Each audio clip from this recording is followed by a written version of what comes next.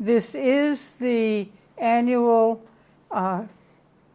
Founding Day address. If my math is correct, this is the 48th such occasion. 2 years will be 50 years old.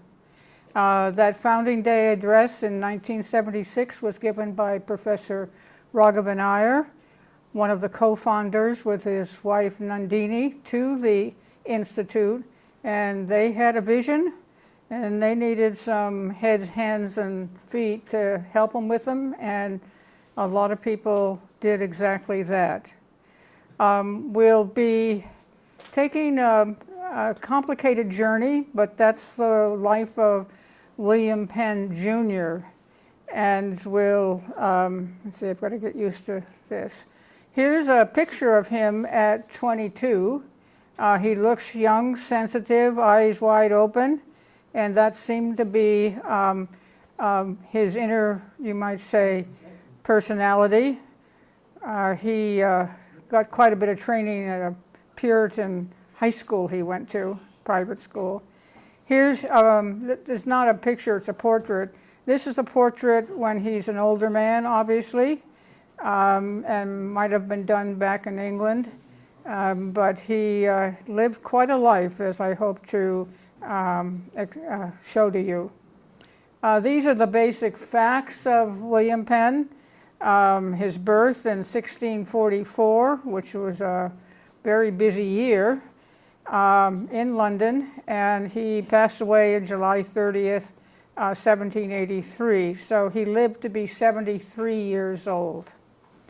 These are his parents. His father was a businessman, but he kind of joined the Navy of England at a perilous time, and he got the nickname Admiral. Eventually, he was knighted. He was very involved in the politics of the era, and he had great ambitions for his son.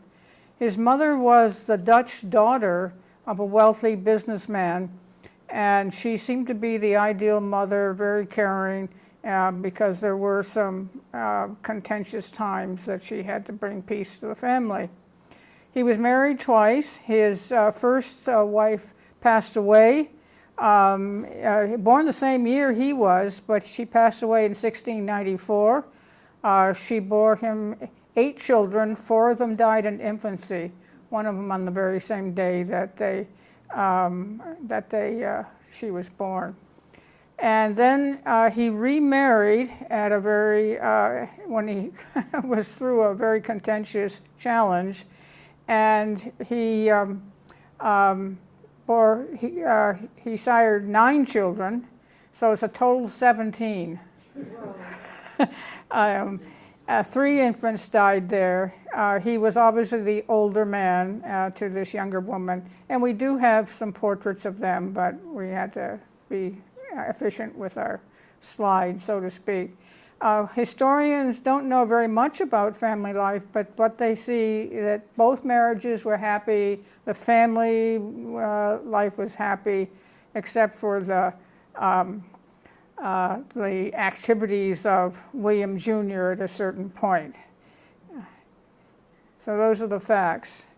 Now, in case you're wondering, our journey today will be primarily in England and somewhat in North America, but it very much was a consequence of much what happened in all of Europe. And so this is a map of Europe all divided up.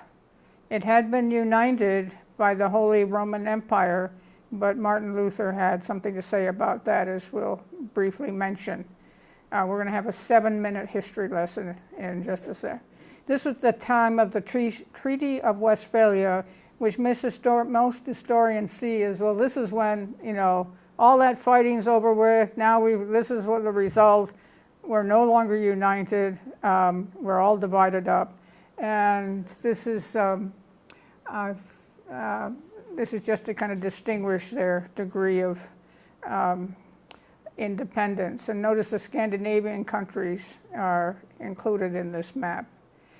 This is a larger map of the world, you might say, and again gives you some sense of the context in which William Penn made his journeys. So, and you can see how England is very much over by itself, way over there. It's not really on the map, and that's part of our story. So this gives you, again, some context. And this is the most important map, which you should look at carefully. As a result of the so-called Protestant Reformation, Europe was divided up. No more one united, Catholic-dominated Europe. The Pope failed to regain what he lost. And you can see what's still yellow is still Catholic. What is red is Germany and the Scandinavian countries of Sweden, Norway, Denmark, and a little bit over there in the Baltics. That became Lutheran, and you're not going to have to know all this. And then John Calvin was motivated by Martin Luther's success, so he founded a city and made his own interpretation of Protestantism, and that spread. It was he was very disciplined, and that morphed into Presbyterianism. A lot of names, and I do want to emphasize that everything we're saying today is relevant to today. It's amazing as you read through the issues, and we don't quite.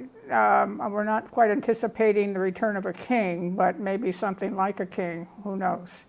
And then the Anglican, England by itself, is up there. So kind of keep that a little bit in mind. I think it will make more sense. This is one Reformation, and I don't know, Robert put it there.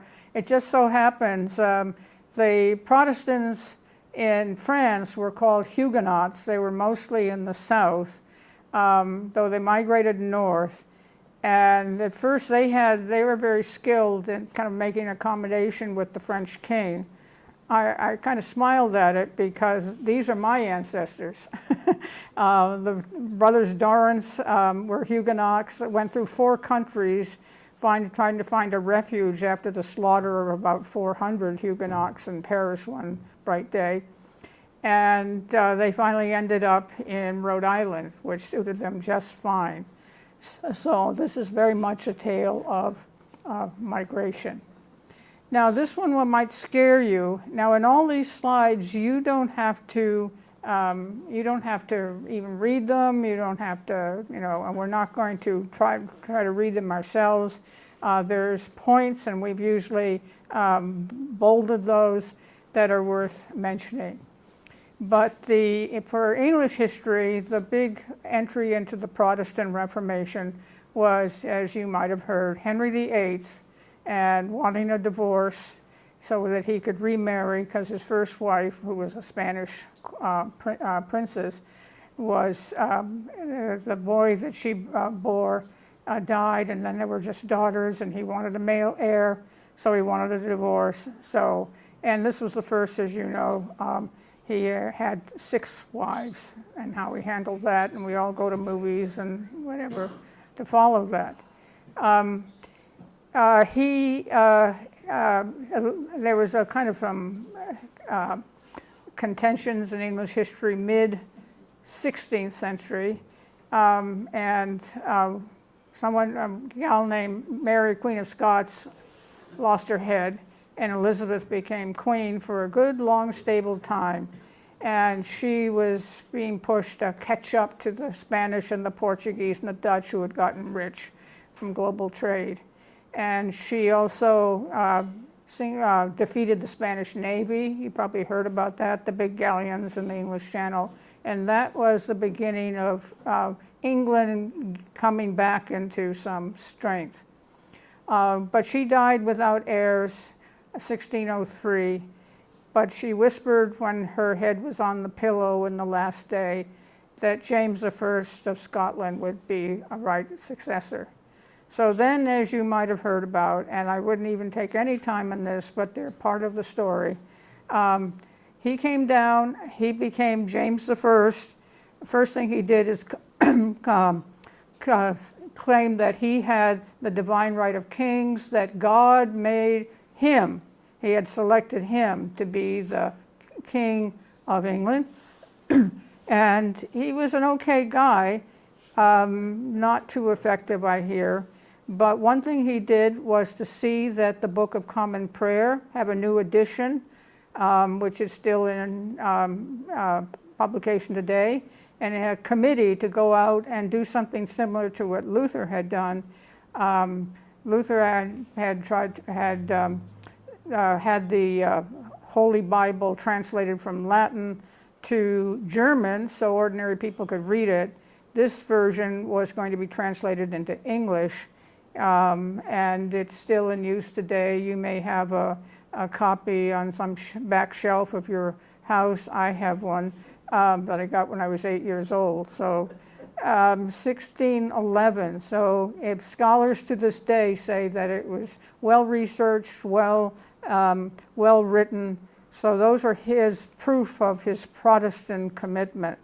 When he passed away, his son Charles was kind of the opposite, egotistical, aggressive, wanting to go to war with rebels in Scotland, wanted money from Parliament. Now, if you remember something hearing about the Magna Carta, 1215, the anniversary was just about 2 weeks ago.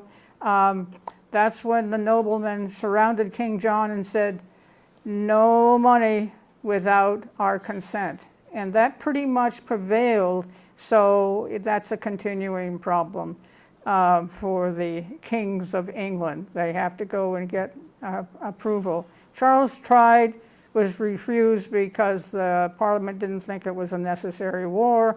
He tried again, and he just generally wanted a civil war. He was a very contentious person, and so not surprisingly, he lost his head. Now this brought on, brought on something called the Commonwealth period.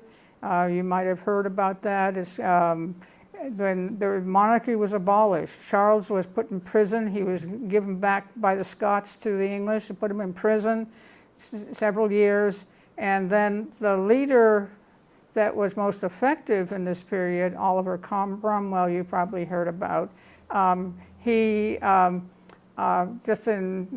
was so much contention, invasion, sources of conflict, that this guy sitting in jail, he was just a kind of nuisance, so he pulled him out and beheaded him. Everyone thinks of the English as nice people who will be friendly to you and all that. But in 1649, they killed their king. And that seemed to relieve all the different factions, but it didn't really, because the rich people and the ones who controlled the army said, we need a king again. And secretly, of all people, William Penn's father, who had a pretty good friendship with Cromwell and all, nonetheless, but he died in '58, the Cromwell. So he secretly, with a group, went over to Paris, found Charles, brought him back, and kind of announced it was kind of a political coup.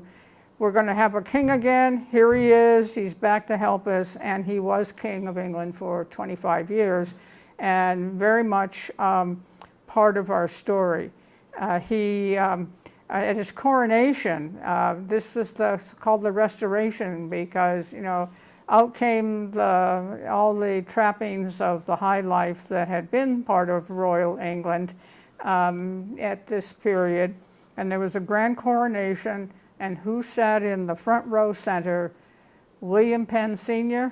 and William Penn Jr., who at that time was 18. So he grew up in this very contentious period. I don't know what karma you want to say that explains that. So, and he would continue, the Admiral was made High Commissioner for the whole Navy, and came back and forth, and he always kept Junior with him. So he got to know, and I think I've got a slide that says something about that. He got to know the court life. He got to know what goes on at the center of government. And even at the very end, when they had been bitter enemies, nonetheless they got on, and Penn Jr. continued to go to the court and chat and all that, although he was his political enemy. Among other things, Charles II got so irritated by all the different religious groups that had popped up during the Commonwealth period that he banned them all except for the Anglican Church. There's only 3 religions you need to remember in this story. Anglican, Church of England, and that was mostly high top social status. Puritan, which was kind of a middle-class movement which appeared around the 1630s, and they thought the removal of Catholic influence was not sufficient. They wanted a pure Christianity, and they just grew and grew and grew. They took over Parliament. They were really quite a long part of the story. And then there was this new group that was created first in the 1750s, first meeting 1753, called the Quakers. Their official name was Religious Society of Friends, and you've probably heard about them. And their founder was George Fox, and William Penn became acquainted while he was, just kind of going through Oxford and all that with this George Fox, and used to walk around England with him. And it was, they grew and grew and grew. And eventually, by the end of Charles II's reign, thousands of them are in prisons for being arrested because Charles II was so irritated by all these religious groups springing up that he ordered them all closed, and if you were caught having a meeting, you'd be arrested and into prison. So this is, it's worth remembering that as long as there were kings, there was kind of contention. And then Charles's brother, Charles fathered 11 children, all of them illegitimate, so that was part of the story. And they each got a dukedom, but no heirs, so his brother James took over. And he was favorable to some of the positions, and he didn't want to get into the big battles that the Charleses had. So he accepted a Bill of Rights, and paved the way for something called the Tolerance of 1689, which is what Penn had been working for. So by the time of the Glorious Revolution, Stuarts are all gone. William and Mary, who were invited over, and they took over the monarchy for a fair amount of time. And they were under the pressure then, no more absolute right of kings. The authority to govern came from the social contract, and the political philosophers of this era, which I once had to read word by word, claimed that all authority of any king, the king was only an agent of the parliament, and the parliament was a representative of the whole people social contract. So we've got a real turnover, and this of course had an influence on the whole creation of government in this country at the American Revolution. There's Martin Luther nailing his 95 propositions of what's wrong with the Catholic Church in practice and in doctrine, in the papacy. So just to give you a break for that. Now this is kind of the last list for a bit. If you had to summarize, well, what's gone on in England as well as much of Europe in the end of the 16th century, the beginning of the 17th century, which is the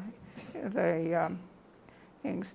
Well, you had the impact of the Protestant Reformation. Martin Luther, who nailed his theses to the door in 1517, and that's where, and then he came up with a whole new concept of religious practice. You know, no more going to big cathedrals and standing up and having the prayers read in Latin. No, smaller churches, go up and down State Street, go see the Congregation Church, the Presbyterian Church. That model Luther created. Smaller, sit-down pews, translation of all documents into German, and later, as we say, and that a whole different perception that the people who come should be able to participate, understand and participate in the religious service. At the same time in this century, there were 3 library renaissances, including Shakespeare at the beginning.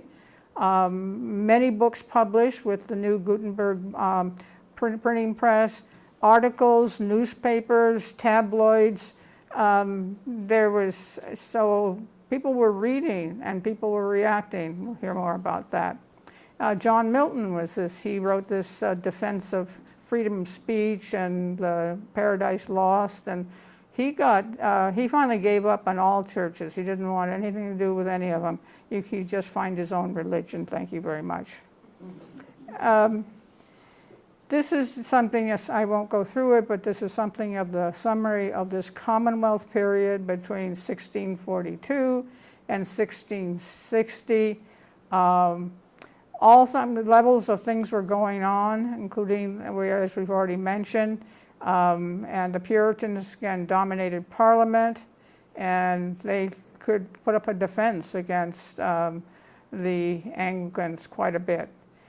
Charles I why did he get beheaded? Well, after all this contention and civil war and all that, he sent his army into the House of Commons to arrest a few people and still trying to get his money for waging war. He was imprisoned and he was then beheaded. At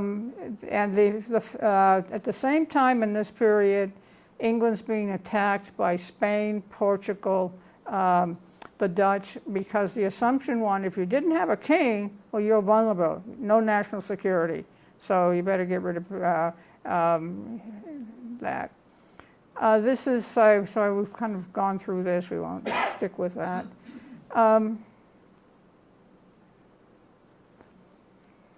There we go. We've mentioned the Restoration. So now the monarchy's back, and Penn Jr. has an unusual access with his father. And his father has an unusual special relationship with Charles II. But he wasn't just Mr. Nice Guy.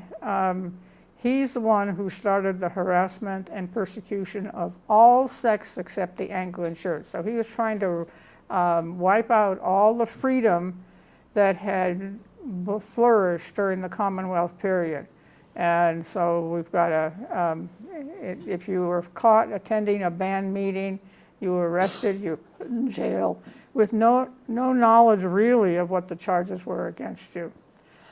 Okay, so that's the context. And into this chaos of the Commonwealth period, the infant William Penn Jr. was born, 1644. So he grew up in all of this.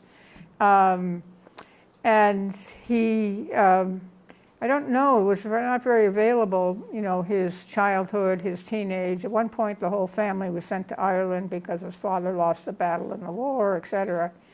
But when he was in Ireland, he kept bumping up against Quakers. And his neighbor was a Quaker and a member of this new society. So he, pumped him for questions. What's a Quaker? What do you do? And all of that. And as he left, one conversation, he looked back and he saw this man, Thomas Lowe, kind of enveloped in a white light, and he wondered what it was. And later when he ran up against him in London, same thing. Whenever he was near Lowe, he seemed to have a kind of white light, and he, tick, tick, tick, he said, well, maybe this is what religion is all about. You're supposed to experience a kind of spirit. And just going to church and reciting prayers, it won't do it. There's something, somehow you have to become a source of this spiritual light, which he didn't really have any big explanation, but it did change his view of religion, or what the goal of religion was. He got a high school education, very classical, so he did read Plato, Aristotle, the Romans. No Shakespeare, thought it to be too modern. And he went through this kind of mode of behavior that said to be his personality for the rest of his life. That's what they say. Now we look at the really important parts of his life before we move on. 1660, he entered Oxford University. Essential if you're going to become part of the aristocracy. The students were in big wars, and there's discrimination and between the Anglicans and the Puritans and whatever. So he just withdrew and this was a period in Oxford of, and he withdrew from his parents, and he could see that he had signed up for medical science, but he didn't want to be in the military like his father, and he didn't want to get involved in social service as his mother, and he felt very alone, very much on his own. And this is a quote that I thought there are kind of four main facets of his experience at Oxford. Loneliness. I had no relations that inclined to so solitary and spiritual way. He was really on, I was a child alone, a child that was given to musings, occasionally feeling the divine presence. So he wrote that some years later about, that's one aspect of his Oxford experience. But it gave him, he could see, an opportunity to try to think hard about what he really wanted to do with his life, what kind of an individual he wanted to be. He was, on the other hand, attracted to the science classes that Oxford was putting in politics, economics, biology, physics, mathematics. He was attracted to the open discussion that he had heard from some of the Quakers and required rational thought. So he and some other students got attracted to a theologian who was a dean at Oxford, John Owen. They met with him kind of informally, kind of maybe a cult group if you want to say that.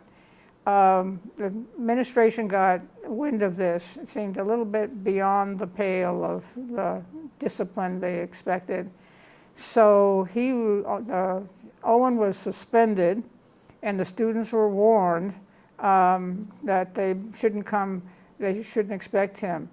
But the students carried on seminars at John Owen's,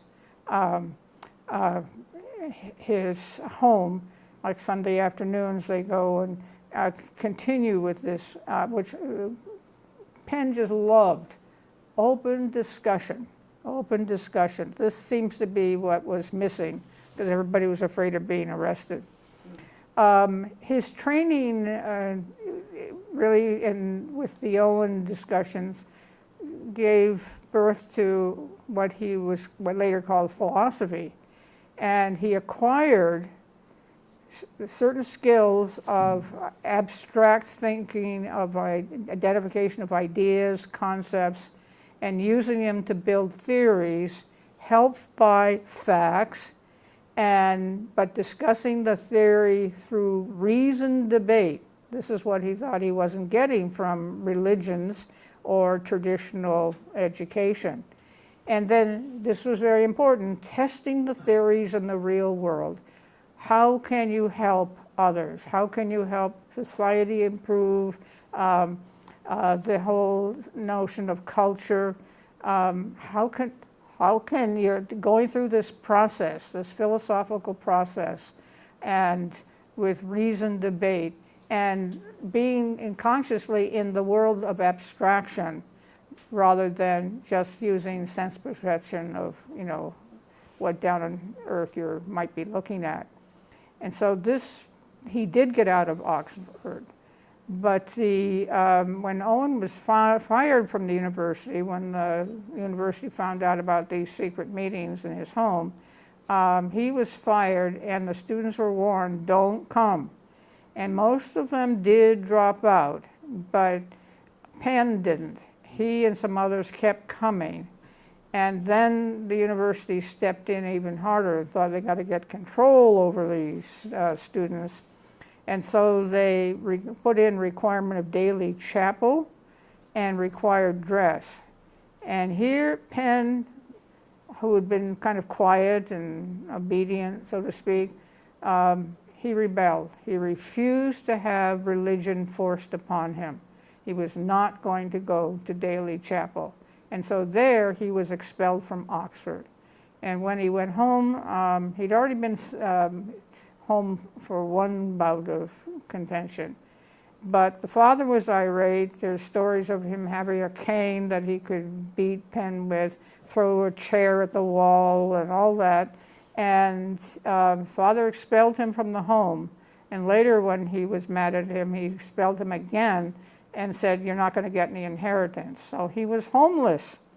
And he eventually found favor with Quaker families, and that helped him to really get to know these kind of very Quaker families and what they were really like, and you know what they really wanted to hear about. And so this is all part of his learning experience.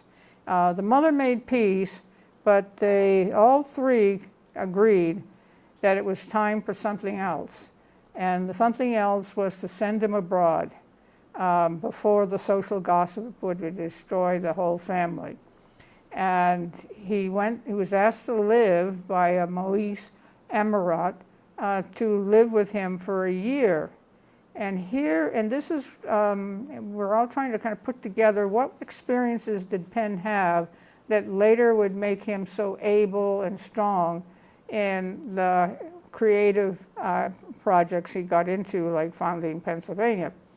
And so this humanist said, you know, you should be very tolerant and not get too attached or too negative about any religion.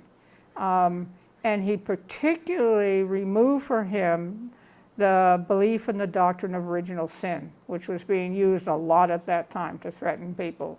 Well, you did that, and he was kind of depressed because he had been, well, there's all this original sin. And Emirat said, no, you don't have original sin. You are capable of thought, choice, and free will.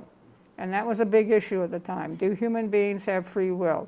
And Penn felt, you know, unburdened completely by that, listening to that revised view of Christian religion.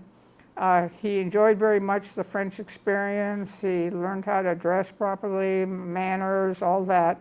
And afterwards he traveled around Europe, the kind of standard thing that the sons and daughters even of the aristocracy would experience.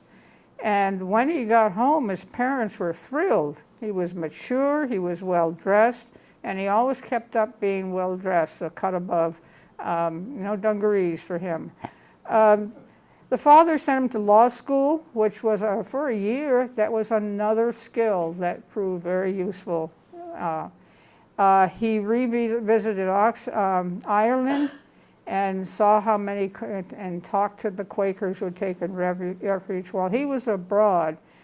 He went to Oxford in 1660. He went abroad in 1662. He's home in 1664. Charles and still Charles II was doing his thing. There was a great plague in England at that time, and we'll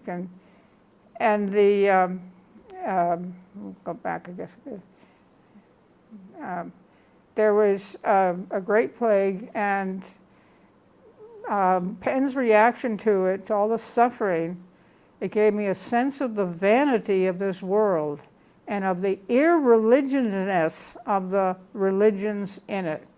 So he's pretty much revamped himself inside, and he's very settled. And when you hear about what he goes through, you just astonished that he did go through it with such calmness and perseverance. But he'd done his work, he heard the better messages, and he could distance himself to religious ideas and social ideas that were not really very helpful.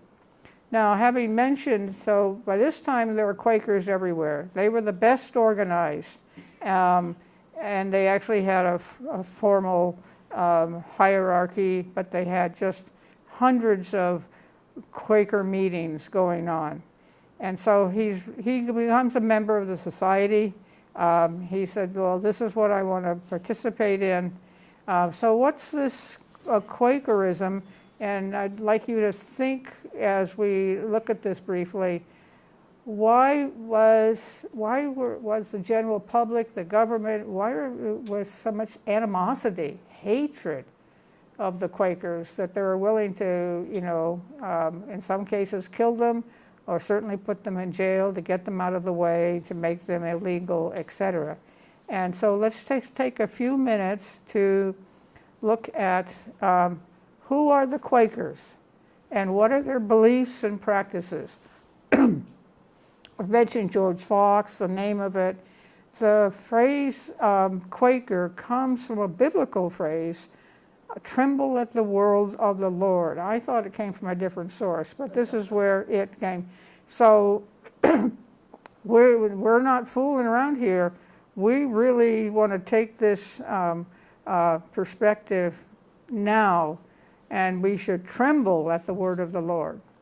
They were treated as heretics. Their belief was that all men and women were equal under God, and that the presence of God established in every person was antithetical to an absolute monarchy divinely appointed by God. So that's core belief. Excuse me.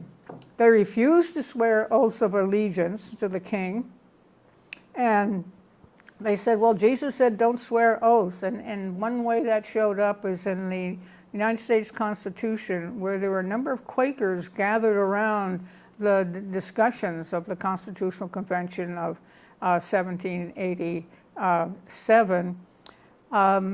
They put in, you'll find a lot of ideas they had, but they said that because they couldn't swear, what the other delegates said is that if you look at the Constitution, they put in the word affirming. We affirm, we don't swear, okay? They didn't, they blew out various customs like stepping off the sidewalk for someone in a higher class, bow, take off your hat to your social superiors, failure to pay their tithes. That means that's trouble. They're not going to pay their taxes, fees. Rejecting the concept of original sin, which government and others were threatening with. So then this became an issue right up to the mid-19th century. Okay, here's their ceremony, and see why you think other people might think it not really appropriate religious activity. Silent contemplation in a group, in a simple meeting house or home. A lot of the Quaker meetings were in people's homes. The aim was to bring quietude into each participant and to draw down into each spiritual light and instruction. So that message that Penn had experienced much earlier, was right there. All people are capable of experiencing the divine nature of the universe, not just the king or the bishops. and men and women were spiritual equals. Revolutionary. And women could participate in revealing their revelations. Big contrast to how Anne Hutchinson was treated in Massachusetts. And it was just assumed that that her claim that, well, where did you get this knowledge? And she mentioned revelations, and they all thought that she was being controlled by the devil. No ritual, no professional clergy, no altar. It abolishes church's authority over the congregation. No confession, no go do so many Hail Marys or whatever. God communicated to each individual directly. If an individual thought that God had communicated with him, they should share. And usually the custom was to stand up, but there's now a great deal of diversity, as from what I could gather, in the practices of Quakerism, because the local group that makes determinations. So women could contribute too. And Penn's reaction is that he found all these tenets and practices sat well within his conscience and heart. And thousands joined the meetings. And this is one of the many times that the word conscience was invoked and used. And I forgot to mention, I think, that how Luther defended what he had done. He said, no, I'm not obeying the Pope. And everyone said, that's what you're supposed to do. And he says, no, I'm obeying my conscience. And that was, and Thomas More, the one who stood up to Henry VIII, he took refuge in his conscience. So we'll come back to this a little later, but conscience was a pretty well-known term. And the assumption is that the knowledge of conscience came from God or something divine.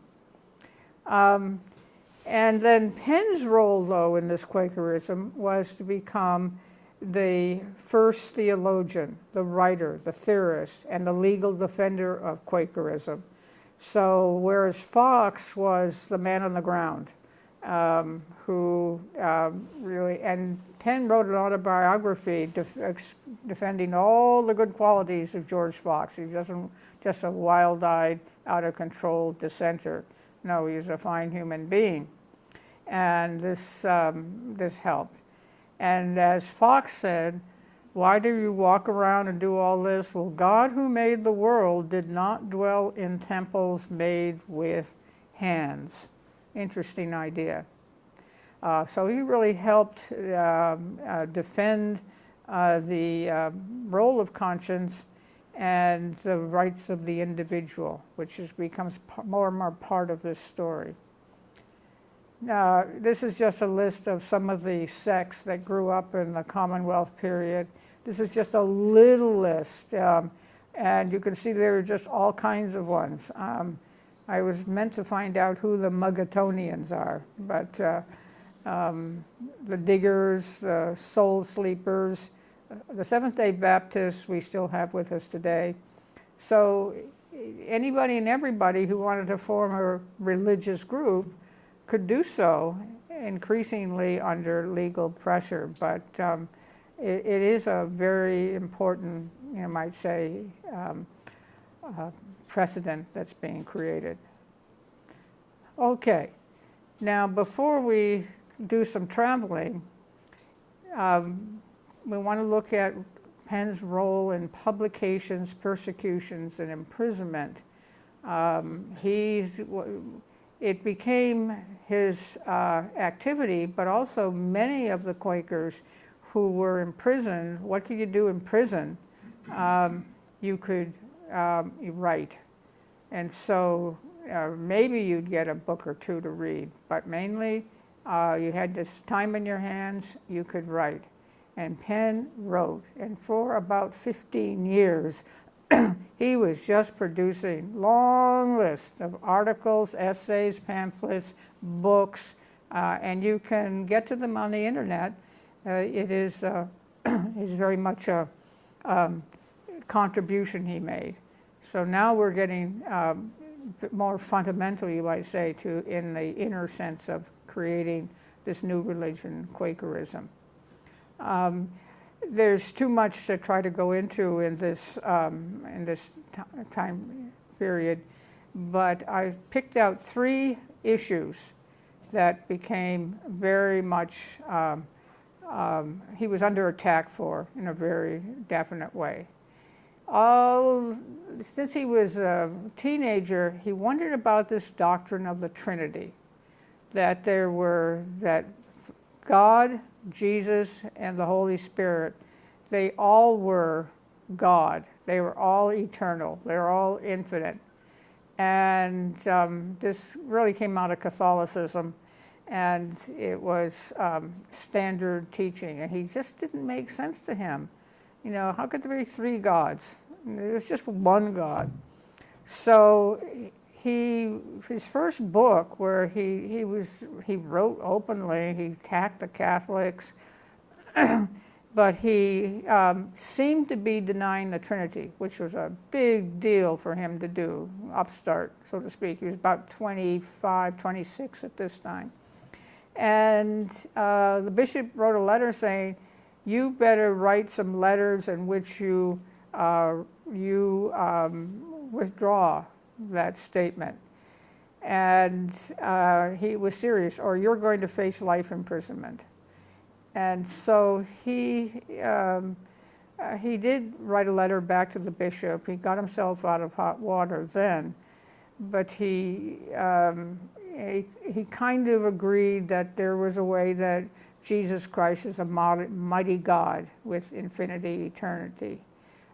It was kind of absurd, and I couldn't follow everything he was saying, but it got him out of trouble. And he says, oh, I only wanted to deny the Catholic interpretation of the Trinity that uses unbiblical concepts.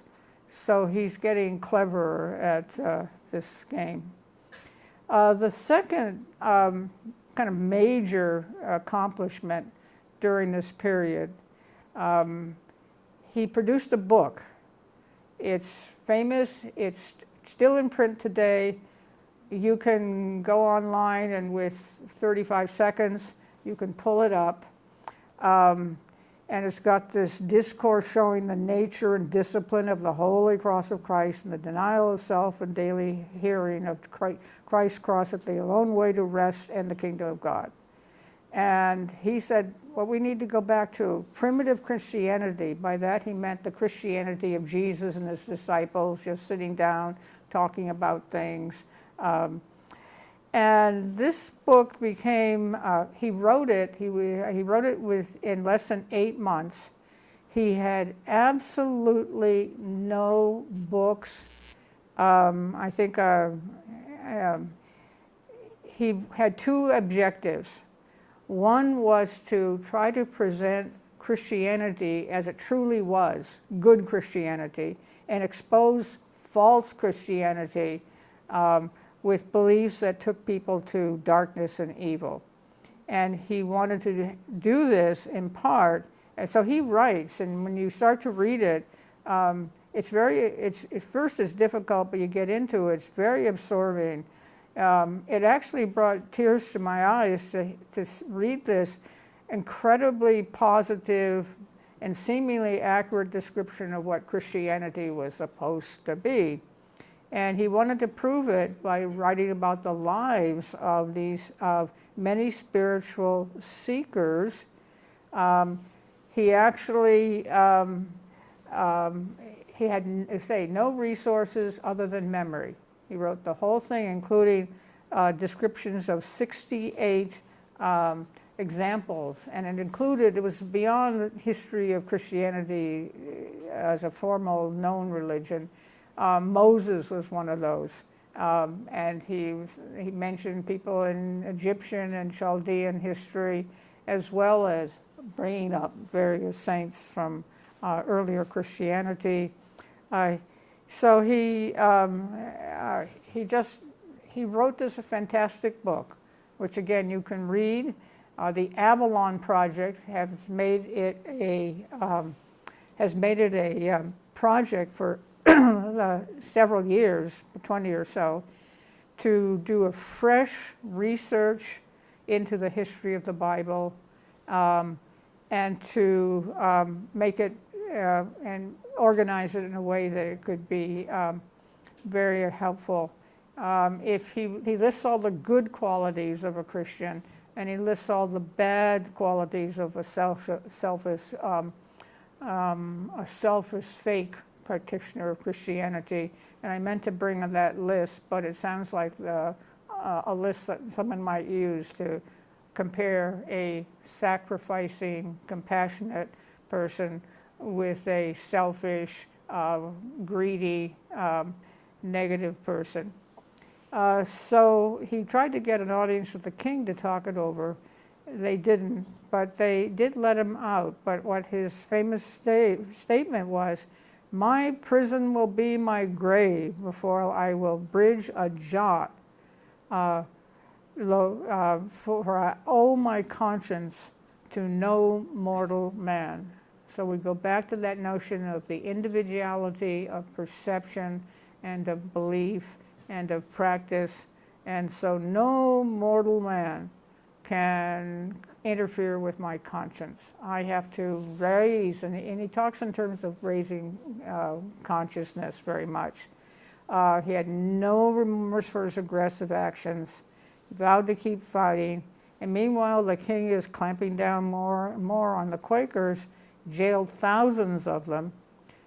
Penn was exiled from English society, which meant that he wasn't invited to any parties or whatever, put in any committees. He was expelled from Christ Church, which is college at Oxford, and he was expelled for being a Quaker. So Quakers are being squeezed out of normal participation in the society at a time of enormous change, and again at many different levels, which we're not going to get into. So the third kind of case and controversy, so that book was rejected, of course, by the church establishment, but it became a kind of bestseller. It's still available, it's still read, and there are theologians who think of it as one of the best theologies ever written about Christianity. So if you're curious, and you probably can't read the whole thing, 359 pages, but you can get the flavor of it very quickly. So he goes back, but he's arrested several times, and then he gets into a controversy that shows that he is now a participant in the judicial process. I mean, earlier he was just put in the basement, no heat, only light was a candle, one candle in the center of the room, and it's a minimal food and things like that. But now we're going down to 1669, 1670, and he's an activist in shaping the court process. And he was there was two laws passed that denied the right of assembly to more than 5 people, in addition to members of one's family. And what he was doing, he was getting a group of people, including children, to go to a particular church, and they could go in the church or they got out in the street. And so they were holding meetings in the street and just reading from good texts or whatever. And crowds would develop, and so he got arrested for that at least once. And the Quaker, he had a friend who was a Quaker lawyer who came into court, which was an Old Bailey, where the basic criminal criminal court was. And it was quite a place in its lack of things. The lawyer said, "You haven't even given him a statement of the charges against him. You say it was just disturbing the peace, but no, you're really prosecuting for blasphemy, which is serious. And you, so you couldn't see the charges against him, and they wouldn't let him stay and present his defense. And so the jury, they had required the jury to right away give to give a verdict. And they came back.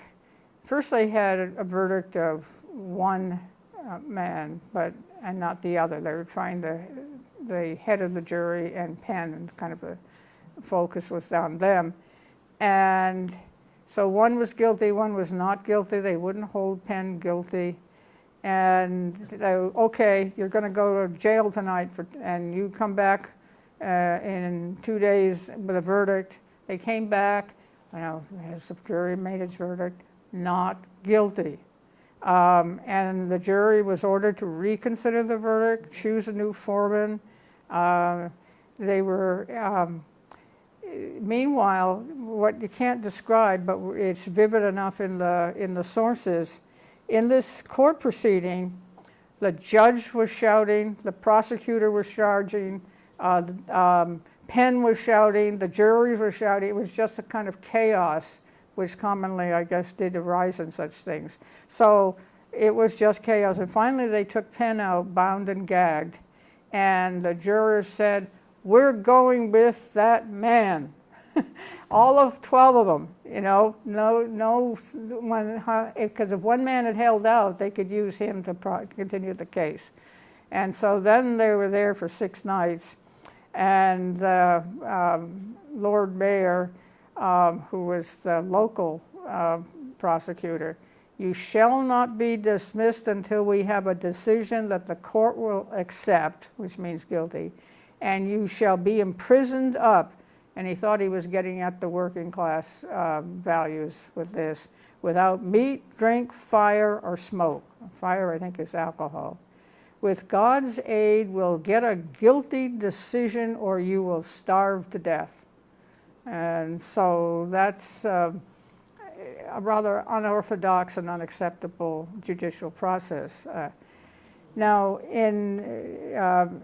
so the jury kept coming back. They would not concede.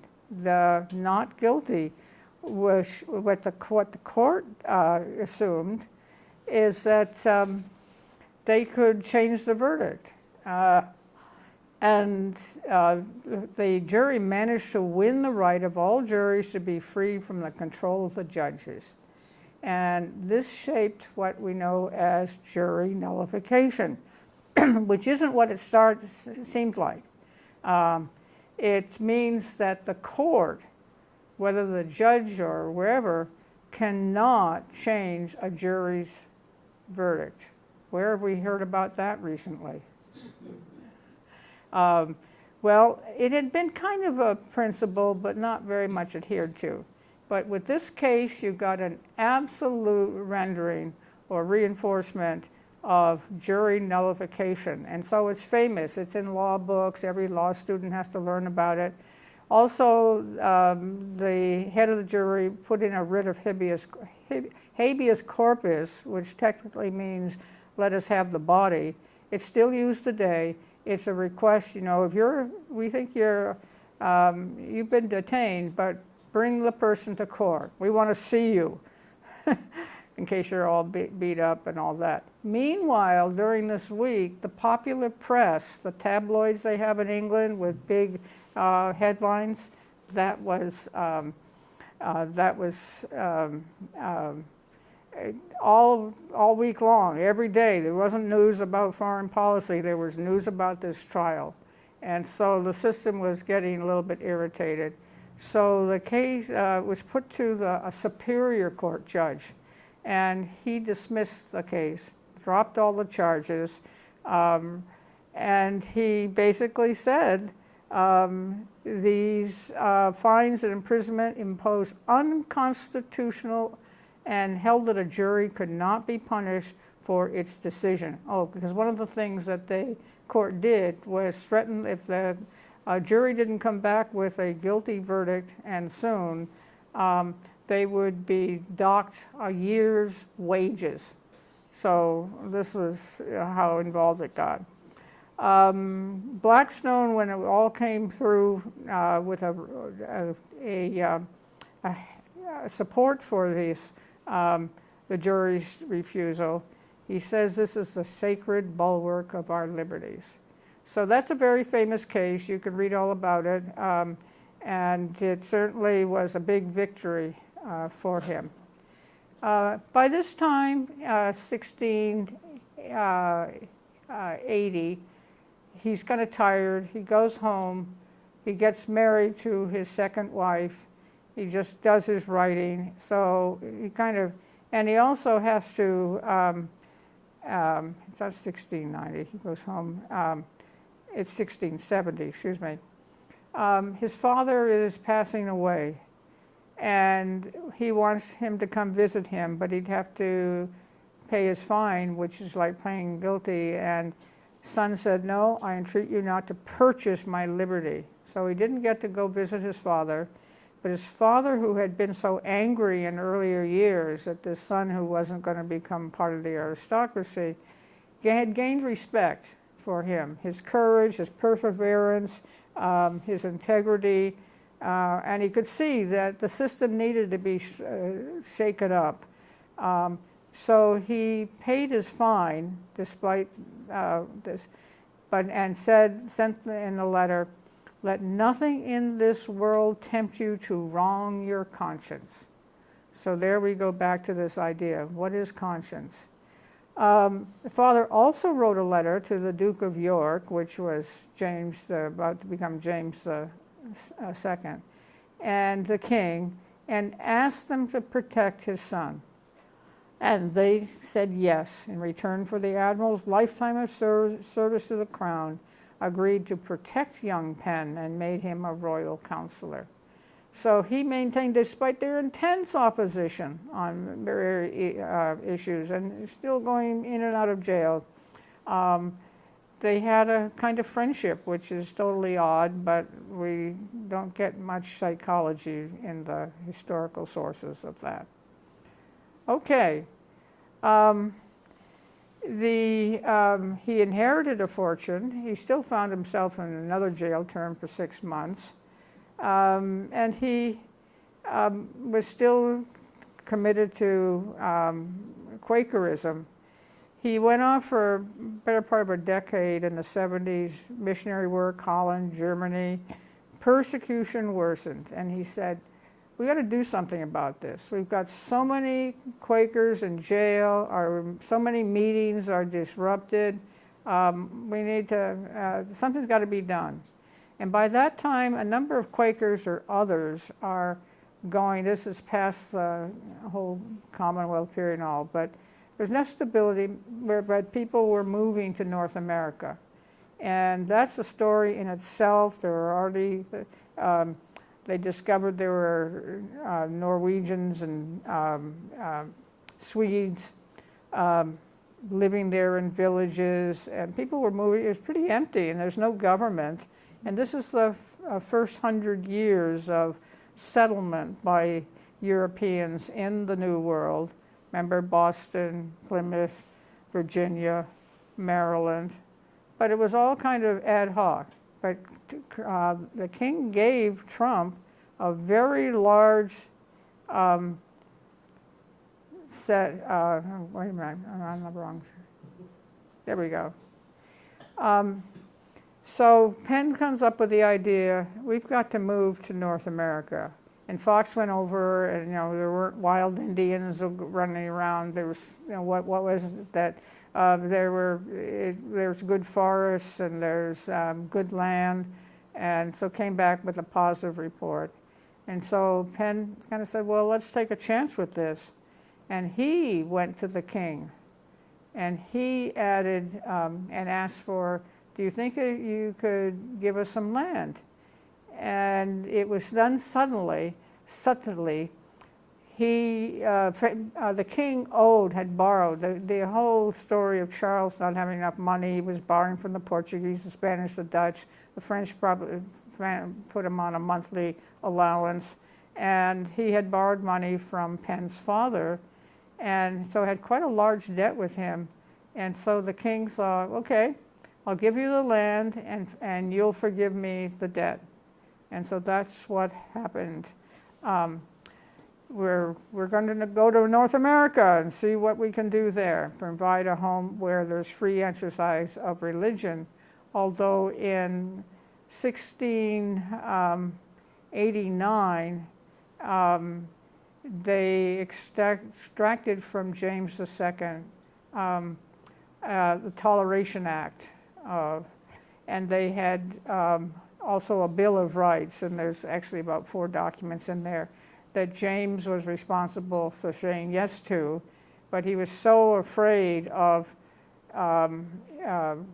what could happen to him, what happened to his father, so he fled the country. He just fled. He abdicated, fled, and that's when they invited over William and Mary, who weren't the nicest people in the world I thought they were, but they agreed, they let this Toleration Act stand. So I then made I'm not going to go through this, I made a list that you might think about this. What in all those experiences that have been mentioned, what kind of creates a synthesis of who he was, what he stood for, and what he might go forward with. So there's a whole period in London and in the environment. There's this whole period of his life that was his time of maturing. So it's just something to keep. If you're going to be a stunning leader, what do you need to provide the inner and intellectual strength? And this is what we've tried to convey with taking time to look at these activities, because he certainly spent a lot of time in prison. There's no doubt about that. But he kept, working at it. So I did put a summary for myself. What are all the things you can notice about this first half of his adult life? And I think 2 things you can notice is active participant in prison and court practices, where he could see all the imperfect aspects to the judicial process. And so he began to articulate in every case he was part of what should be the principles of the judicial system. Things like giving notice, if you're going to have a trial, give notice, things like that. And adjectives you might put to him during the period: courage, resistance, knowledge, creativity, perseverance, and solidarity. And again, going back to the free exercise of religious ideas, and always having kind of in the back of your mind the idea of conscience. So I think we have on to Pennsylvania. You thought you're never going to get there, but could someone tell me what the time is? 3:15. 3:15? Wow. Okay, well, we've got just enough time. So off they went. He got the king to sign the charter in March of 1681. This guaranteed Penn the sovereign rule of the territory with all rights and privileges except the authority to declare war, and 1/5 of all the gold and silver mined in the process. Because the Spanish had scooped up so much gold and silver and minerals and taken it back and made themselves filthy rich, they all squandered it in 100 years. But there was this myth going around that if you went to North America, there was gold lying on the floor of the forest. There was no such thing. There was iron, that was something there. But it was a very large grant of land, and it made Penn the world's largest private, non-royal landowner. And this gives you a little bit of the I don't have this. All in here is, this is all there. He let go of New Jersey, and so This is they have to walk up the Delaware River and find the right place and things like that. Robert wanted to just help you see that these are the 13 colonies. Georgia didn't become a colony until 1732, but most of the rest were there by the time of the charter coming. So there's still a lot to go. All right, his reaction to this whole grant and this beneficence is a clear and just thing.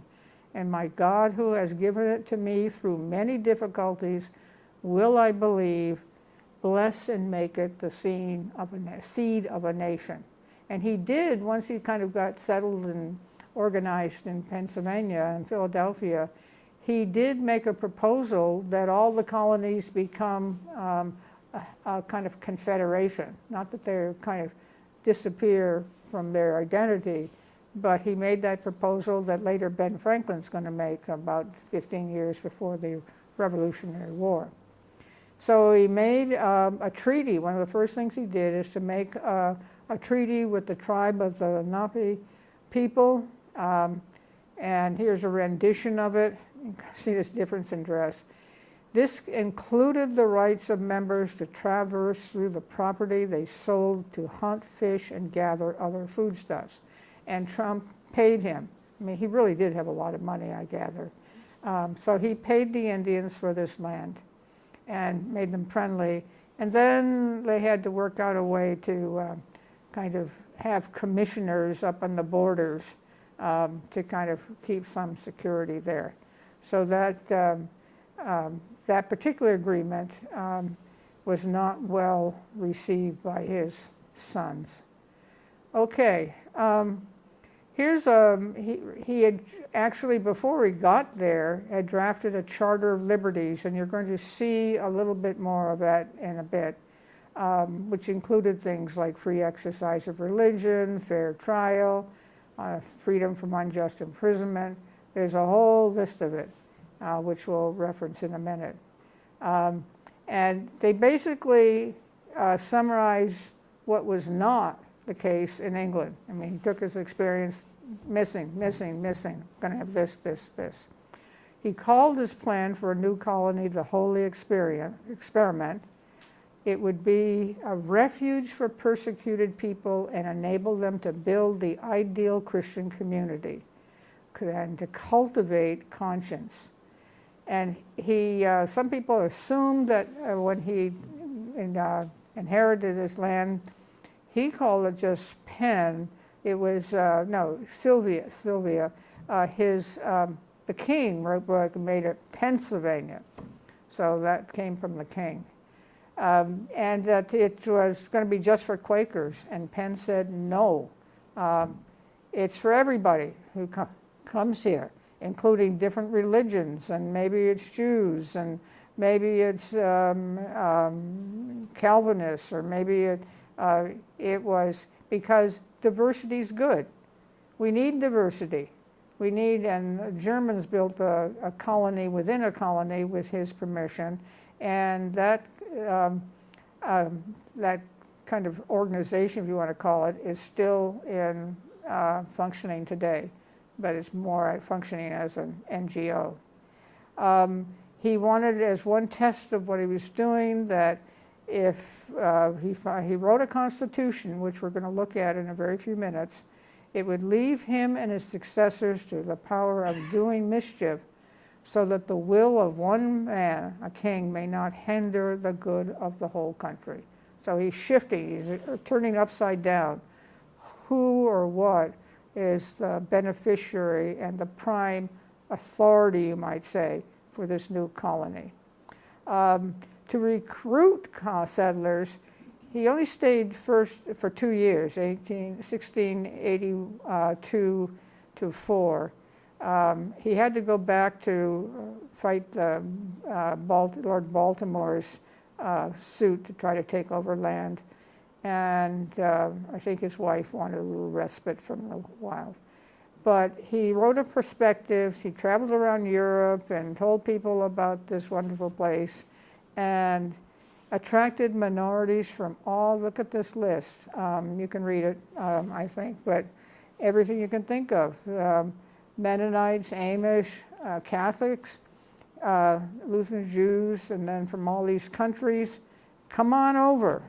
And he did in 6 months get 250 settlers. That means like the head person plus family. And so he got 300,000 acres sold to people who wanted to come there. And they, a lot of rich Quakers came from London, which was very helpful because they're the ones who got global trade going. They wanted to invest in the land. They wanted to, they actually invented things like iron and steel. Iron you dig up or process it, but they found a way to make steel. One thing that a Quaker got into was pharmaceuticals. They were very big on heavy medicine and good health. So we have that.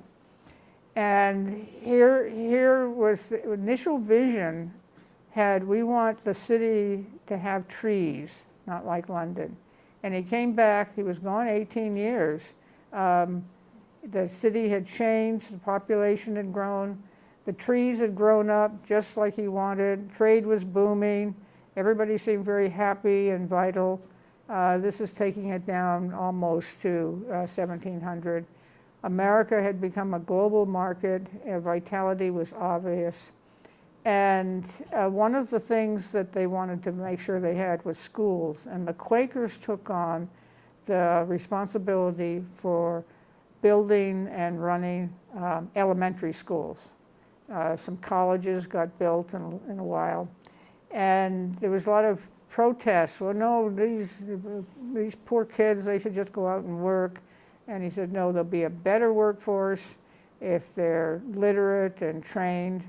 And he wanted them to have, in fact, going up through high school, have open intellectual discourse. And this did lead the city to leadership in the colonies in science and medicine. And if you know your American history, again, this first 100 years of settlement by the Europeans is not well known. People don't know there's so much there. And they started with nothing but the ground, and they built up cities and all of that. And I think that takes us to where we can look. Oh, there's another map of Philadelphia, I think. Yes. Or is this the whole of the colony? See how it's all divided up? It's going to be very orderly.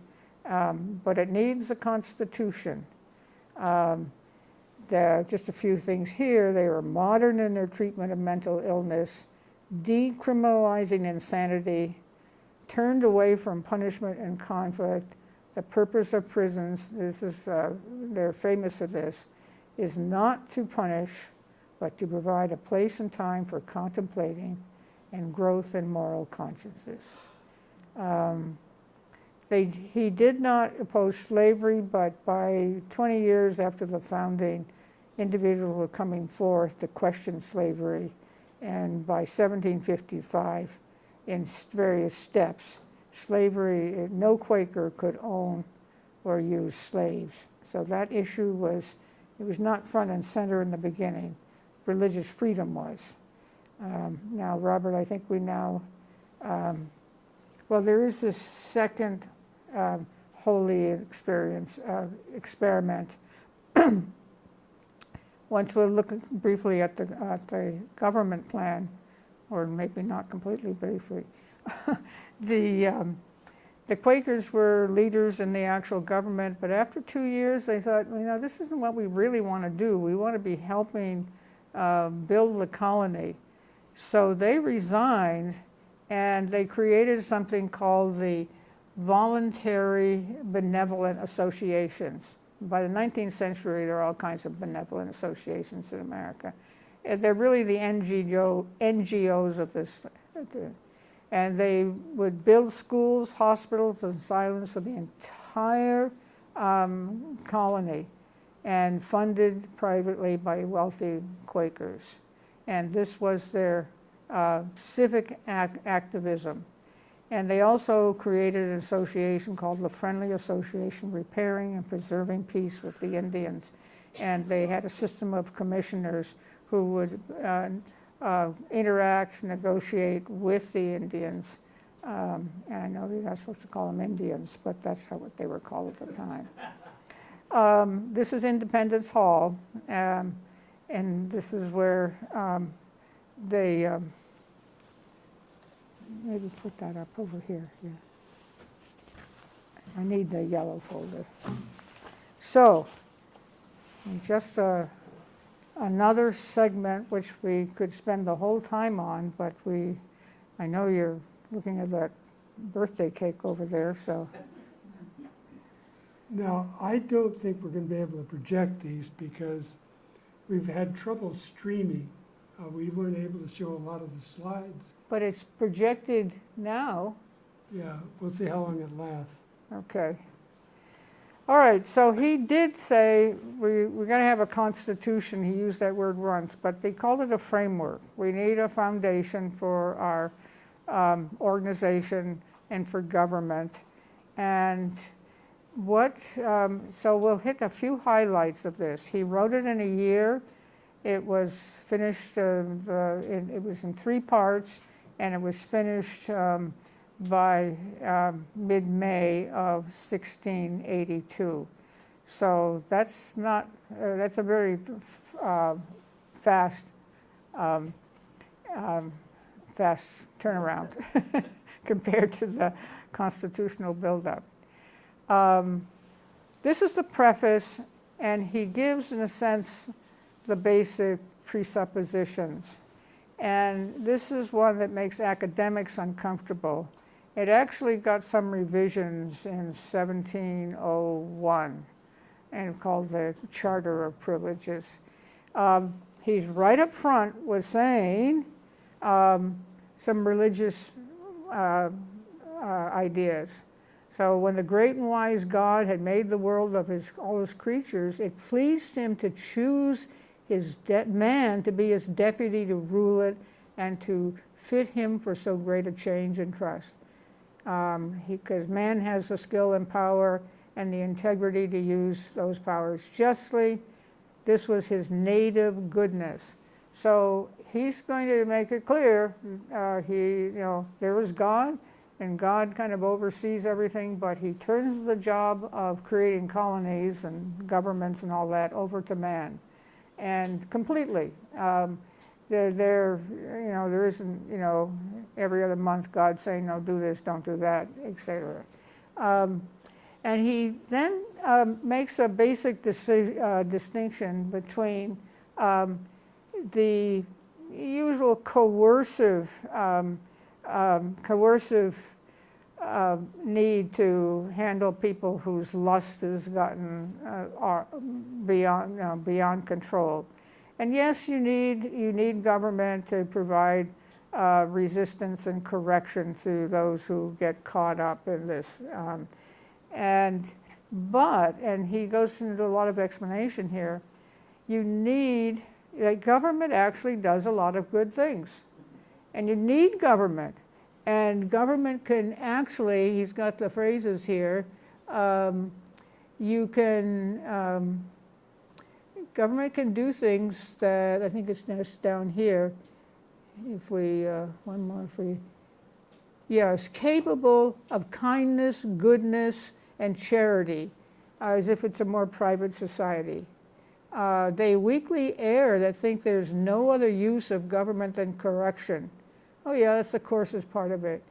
But the government can provide the care and regulation of many other affairs, more soft and daily necessary, make up much the greatest part of government. And so that's fundamental. And we've just given the examples, hospitals, schools, asylums, and then have, good infrastructure and all of that. And then here he just, he said, is going to be a monarchy or an aristocracy? He said, it doesn't matter about this. The point of government is any government is free to the people under it. Whatever the model, and where the laws are rule and the people are a party to those laws. And more than this is tyranny, oligarchy, or confusion. And then what's the purpose of government? It's to bring happiness. Men, in this time, it's a difficult age. There's a lot of division. There's a lot of this. And men choose passions against their reason. They get under the influence of sinister interests. It's not easy to frame a government. You have to figure out adjustments, adaptations. There's no one model in the world. And time, place, and singular emergencies occur. But let men be good, and the government cannot be bad. Good constitution must be preserved. And it's actually, that sentence comes out of a whole paragraph where he talks about if you have good government, very good government, you're very good people, you have good government. What happens if it's mediocre? Well, then you're going to have to make some adjustments. What happens if bad men prevail? You're going to have bad government, and you're going to have to take a long time to deal with that. So leaders with wisdom and virtue required are carefully propagated by a virtuous education of youth. And that's something that that comes up from time to time. You've got to educate the youth, and including girls, and then they can go on to be much more useful to society. So they had to overcome that prejudice, which was all over. And then in the long run, men will owe more to their founders than to their parents. And summing up what makes for success in government: reverence to God, conscience of man, skill of the framework, effective administration, effective magistracy, and obedience to the framework and the laws. Avoid confusion. Liberty without obedience is confusion, and obedience without liberty is slavery. So that's his opening kind of vision. This is what we're looking at with this framework. You say, well, it says we're going to look at Penn's vision. We've heard bits and pieces in this earlier chapter in his life, but now we have this framework, and this offers the vision. Next.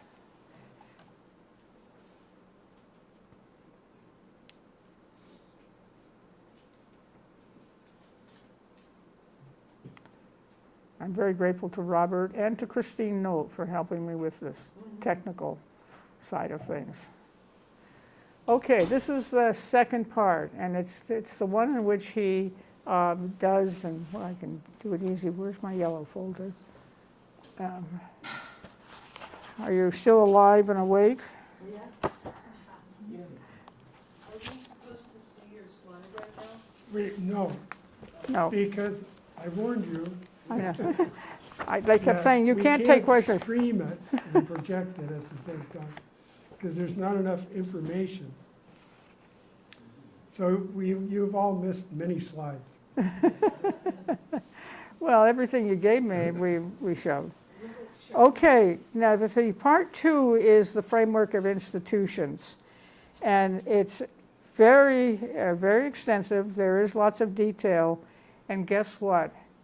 It looks a lot, it's organized and has features that are a lot like our Constitution, because it's not that the Americans influenced Penn, it's Penn influenced the Americans. And I read up on the Quakers who went to the Constitutional Convention and participated, and one of them, John Dickinson, was actually in the nucleus at the very end.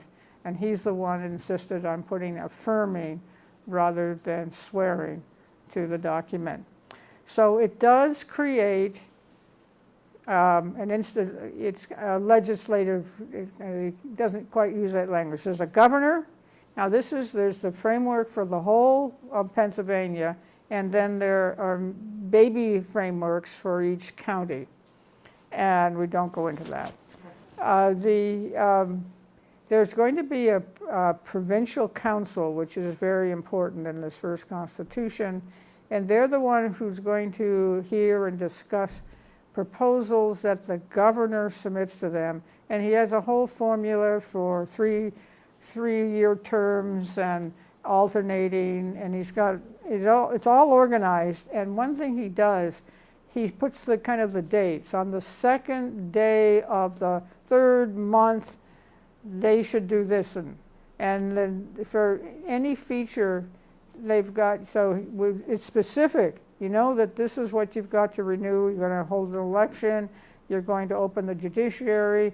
You can, so you know your marching orders, so to speak. And everybody, it's the governor and the freemen, but the citizens include inhabitants, adventurers, everybody. So if you're in the colony, then you're within this, the authority of this framework. You can't, once you have your 3-year term, you can't renew for at least a year. You can come back. You've got the whole process here for first the provincial council goes through the process, and then they call the General Assembly, which is kind of sounding like the Senate, to review and make proposals to change what the governor and the provincial council, and even very important that political scientists note is at the very end, these nobody can just come in and change it. No more kings that say, you know, today we're going to change, we're going to ban all Anglicans from such and such. Nobody can come and do that. There has to be this process as described in the document to make changes in it. But you can make changes. It's called the amendment process. That was, and so the same institutions that create the laws and approve the laws, they can go back and amend the laws, which is what they do in 1701 to some extent. And so they say, so the laws are made by the governor with the assent and approbation of the freemen in provincial council and general assembly, and you can create more counties, and we understand that. One thing they specify the responsibility of the council to do things like build ports, harbors, city streets, whatever. It's right in there. And they have some of the officers have the power to inspect the management of the public treasury. So open the books, let us see it once a year, and punish those who try to steal any of it out. They're very big on that kind of thing. And there's the provincial council and the governor create the judiciary, and so that's part of it. And I think we are supposed to have one more thing. The people who get offices, no, come back one page. Here we go, right there. The people who have positions like treasurer, sheriff, judicial positions, they have to swear to their faith in Jesus Christ or something like that. So that here we go here. So they have to swear to that. So in that sense, but it's not everybody in the province. That's not like what the King Charles was trying to do. So I remember when I got a job in Virginia, still kind of conservative, I had to sign some document of what I believed in, and aside from upholding the Constitution. But that was kind of normal. And then we got, in God we trust. So I want you to just think about that, not rush to be hostile to it. For him and the people of the time, there was a very shared assumption that there was a God, and that God had created the world, etc. But he didn't deny that or try to get out of it, but he did see that that was part of the invisible protection of this holy experiment. So he does have from here to here provisions for that. I thought I could find it quickly, but I can't. So, one other part of this legislative process, there's going to be 4 committees in the provincial council. One takes care of, kind of keeps track of plantations and all the infrastructure and the market towns and all of that. The second is a committee of justice and safety to secure the peace of the province and punish the administration of those who subvert justice to the prejudice of the public or private interests. So that means they're going to keep an eye on that.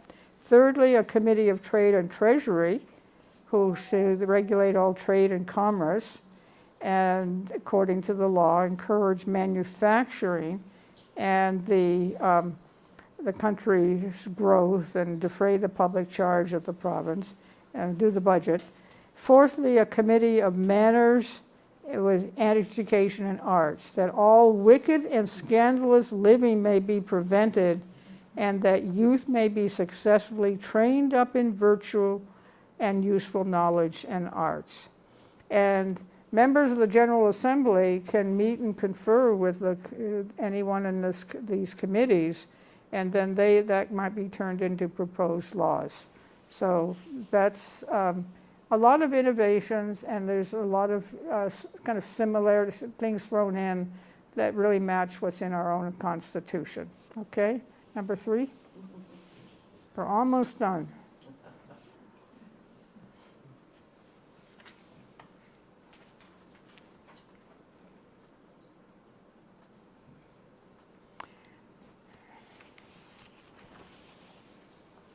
Okay, now this is the so-called Charter of Liberties, which he wrote actually, I think, on the boat coming over. He had this all put together, 39 premises. And again, there's not time to go over it in any big detail, but this was what he wanted. And most of these laws, he said, had been accepted in England, but were ignored. So he wants to, and I'll just highlight a few. No money or goods shall be raised upon, paid by way of public taxes, but by law. There's the Magna Carta coming into this. So you've got to, the government can't spend any money without a law allocating it. All courts shall be open to anybody, and no justice shall be sold or denied, and that all courts, all persons of all persuasions may freely appear in their own way and according to their own manner, or if friends can do it. And then you have to have set trial dates, 14 days ahead of time. Any proposed law has to be distributed all around the country. Can I scroll this down a little bit? Or? Oh, there, that's the tool there. Trials by 12 men. All pleadings shall be short and in English and in ordinary and plain character, that they may be understood and justice speedily administered. Okay, go up and down, it's up. Okay, no more prisons, only workhouses. All fees in all cases shall be moderate. All prisoners bailable. If wrongly imprisoned or persecuted, there's double damages paid back to you. All prisons shall be free for food, fees for food or lodging. Process for writing a will. There's patent protection built into this. No briberies, they'll be severely punished. And then something's kind of interesting. There's a whole provision for marriages, the process of marriage and the registration of marriage.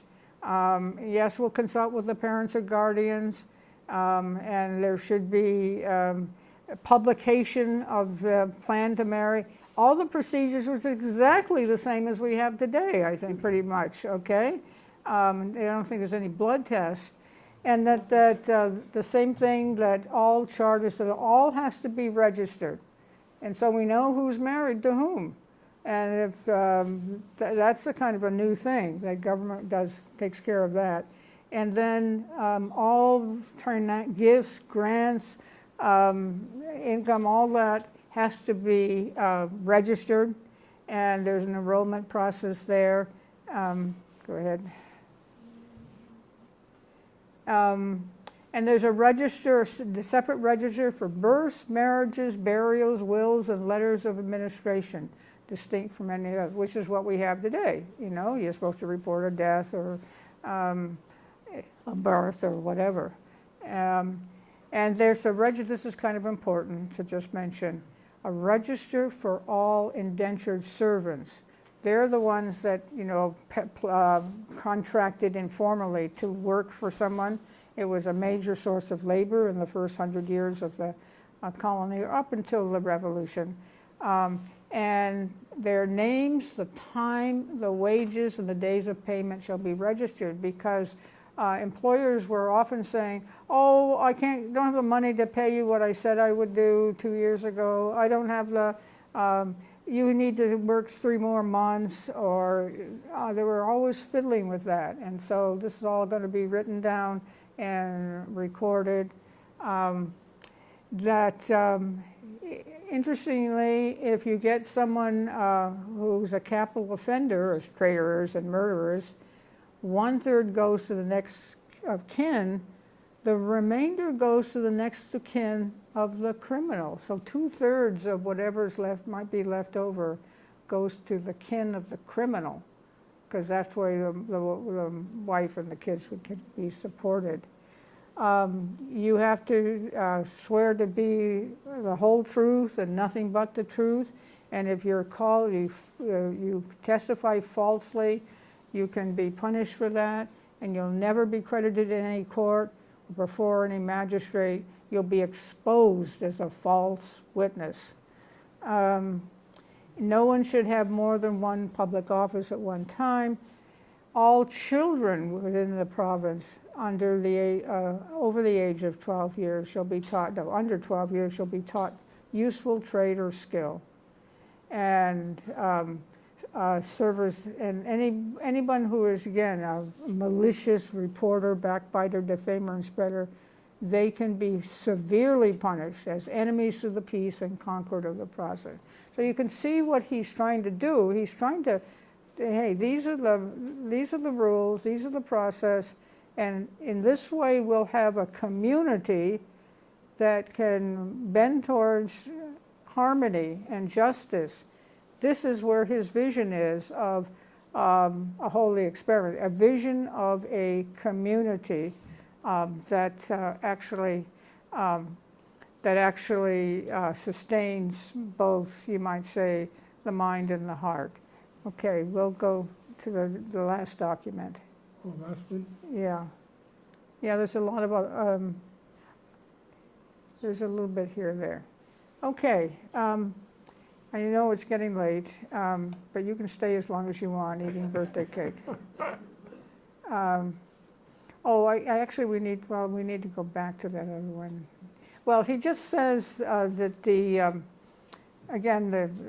needs to be, for those with big responsibilities, they have to sign the oath of their belief in divine justice or something like that. Now, this last document is what I created. I think it was yesterday before I finally realized the whole point of doing this project. I wanted to know why William Penn disappeared back to London. He also, one of his wives, I don't remember which one, did not like being the governor's wife. And because the custom was anybody can come into the governor's house and chat and have tea and all that. She found it too much, so she wanted to go back where it was, and also it was pretty primitive in the very beginning. But I wanted to know, okay, we have a sense that people are using this word conscience here and there, and everybody seems to know the term. It then is, so what is conscience? And you can go to Wikipedia and read a 30-page document just on the concept and practice of conscience right up to the present day. It's very fascinating. let's just keep it simple. It's an interior faculty in every human being, buried in each soul. A moral faculty to be discovered. God-given, some people thought that, not everybody. You can also see it as knowledge of what to stand against, and by deduction, inference. Is it a perception of what to stand for? Said to be different than intuition. It's said to be an imperative. I can do no other. This must be done when I experience my conscience. And we usually associate it with an act of an individual, whether it's Luther or Thomas More or William Penn or William Penn's father. It's an act of an individual. And so be it, and we are all grateful. There's kind of heroic maybe and things like that. But I ask the question, can you use conscience to create a culture? That's what our theme for the year seems to be suggesting. So start to think about it. How would you use conscience to create a culture that becomes part of a society and brings more truth and justice into that culture? You know, we could say that if I spent 2 months with a rock and roll band and we all, we're having a good old time, maybe that's not the best culture, because it usually leads to other things like drugs and stuff, okay? Is conscience just a faculty of an individual that suggests some individual action, however heroic? Or can conscience indicate how a culture could develop? And so then I give a little, can we go up a little bit? No, it's the other way. I want to go up to here. What is a culture? I had a little bit of definition of a culture, and these are just suggestions, and you all can think about this. What's a culture, and how does conscience, as distinguishing from some other, method or source of influence, how can conscience shape a culture and become, call it an expression, reflection of values, moral principles and customs that shape thinking and behavior in a society? Example, that the disabled should be assisted. So we all kind of know that, and I'm very appreciative that I get because I use a cane, I get real heavy doors open for me. Penn's example, the freedom to choose and practice a religion should be recognized and protected. Diversity need not be dangerous or ungodly. Don't worry about that. Learning true and useful knowledge should be encouraged. False news should be exposed. Schools and colleges supported. Scientific method and its applications for the public good. That goes into, I think, a culture that has conscience as its driving force. The free exercise of speech and open discussion should be allowed. Some boundaries may be accepted in what's acceptable speech. Freedom of the press and diverse books publication, enormously important. See, that 17th century was a transition into the modern world. Democratic diversity and inclusion should be the basis of social, political, and civil interactions. This is all, again, what's a culture that has the influence of conscience at work? All human beings should be respected, encouraged, and helped to develop moral goodness and the experience of their highest potential. Which way? Down? I think we've got 2 more or so. Okay. So spiritual equality, institutions, the rules should be established and followed in all judicial proceedings. That's a bottom line one. And so how does drawing upon conscience, the true knowledge of good and evil, facilitate these goals, how develop? And I just mentioned it's the conscience, it gives the recognition of good and evil, right and wrong, strongest source of good cultural values and actions. Commitment to the common good brings unity and success. Last few lines. Commitment to the communication and working with others gives strength and creativity to cultural improvement. Effective motivation grows along with friendships. Thoughtful self-examination is needed. And so he was using an ideal of a Christian commonwealth and a holy experiment. So I think if you kind of look through the framework and what the activities that they committed themselves to, they really did believe that you could have a society, a culture, a government, that all of which nurtured the best and highest qualities and potentials in human beings. So that's the message of the day.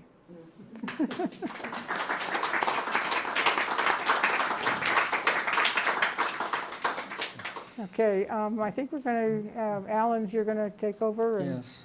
Before we hear the vote of thanks, I would like to thank everyone online and in the hall for their attendance. We have a film series here at the Institute beginning on here in July, and it's an in-person event, not on Zoom. On the July 13th at 7 o'clock, we'll have Note by Note, The Making of Steinway, a documentary on the 450 people involved in the production of Steinway. On July 20th, Janane, The Silent Sage of Archanchala, The Life and Teachings of Ramana Maharishi. On July 27th, the documentary No, a historical drama regarding the 1988 Chilean plebiscite of Pinochet versus democracy. The Institute is supported solely by volunteer donations. There is a donation basket at the back table, or they can be mailed. The street address is on the screen and on the website. Donations of any size are gratefully appreciated. The annual fundraising effort is underway. The website is easily accessible. Just punch in Institute of World Culture, Santa Barbara, California, and you'll be directed. And now, Maurice Bichef will give our heartfelt thanks.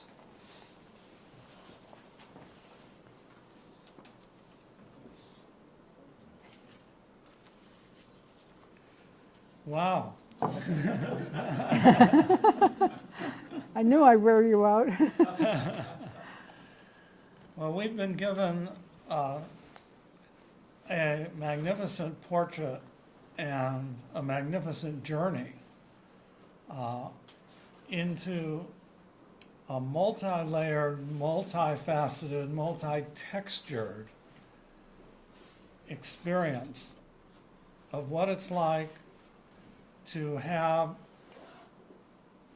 tracking an individual and their development of their character, their development of their conscience, their development of their courage, their development of taking responsibility and taking the suffering and the consequences that go with it. And in doing so, we've come to the idea that individuals can make a difference.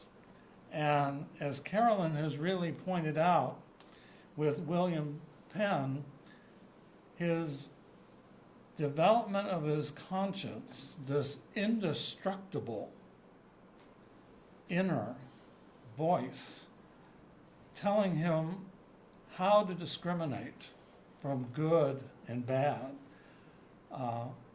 how to speak out against evil, but at the same time promote a common good. Because when we individuate, it's not individualism. Individuation means that you're more in tune with what's universal and what's good for the common good. And that's the fuel that fuels a lot of your conscience in a negative way against something, protesting, but also the fuel, as we've seen, that has created so much of really a holy experiment. And this holy experiment is part and very real, and as Carolyn has pointed out, really so vital to the American experiment, because the models prototypes that William Penn developed with his colleagues in Pennsylvania, where when you're individuated, you draw people to you with your creativity, your light, your ability to be creative for the sake of all. And as his individuation occurred, so he was able, in whatever ways we can't really explain, to be given a whole, what we know now as a colony or a state, Pennsylvania, and turn it into something that was very forward-looking, based on principle, and at the same time reflective of basic principles, whether from the Quaker religion and other principles that he drew on.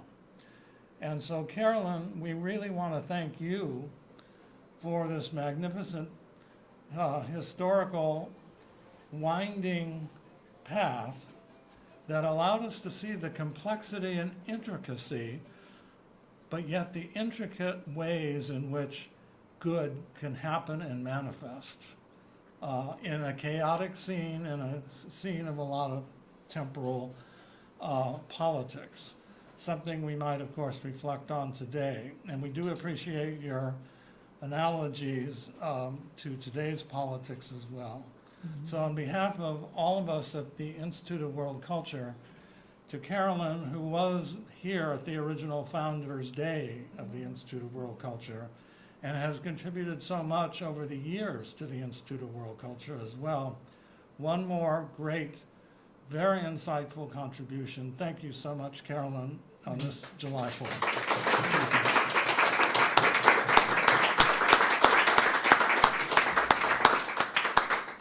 And now, please enjoy. And now there's cake. And there are vegan And we cupcakes do if have you're vegan. vegan-free cupcakes as well for those who are.